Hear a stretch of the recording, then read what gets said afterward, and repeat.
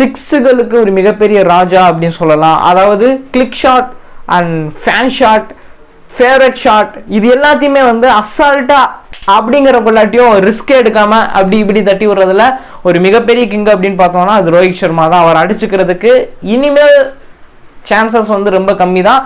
Maybe வந்து பிறந்து வந்து இந்த ஃபீல்டுக்குள்ளே வந்து வரதுக்கான சான்சஸ் இருக்கும். பட் ஸ்டில் இப்போ இந்த டைமில் அவரை மாதிரி ஒரு ஃபேவரட் ஷாட்ஸ் அடிக்கிறதுக்கெல்லாம் நீங்கள் வந்து மேக்ஸிமம் இது கிடையாது. அவர் ஒரு மிகப்பெரிய ஒரு சிக்ஸர்ஸ் சரி அண்ட் வந்து பார்த்தீங்கன்னா அழகாக தட்டி விடுறது பேக் ஷாட்ஸுக்கு ஒரு மிகப்பெரிய ஒரு எல்லாத்துக்குமே ஃபேவரட்டான ஒரு நபராக தான் வந்து இருப்பார் ரோஹித் சர்மா.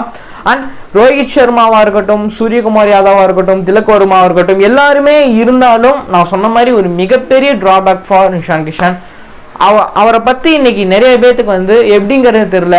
அவரோட கம்மிங் மேட்சஸில் நீங்கள் பாருங்கள் எந்த டீமுக்கு போயிருக்காரு அப்படிங்கிறத நான் சொல்லலை. இன்னைக்கு நிறைய பேர்த்துக்கு தெரியுமான்னு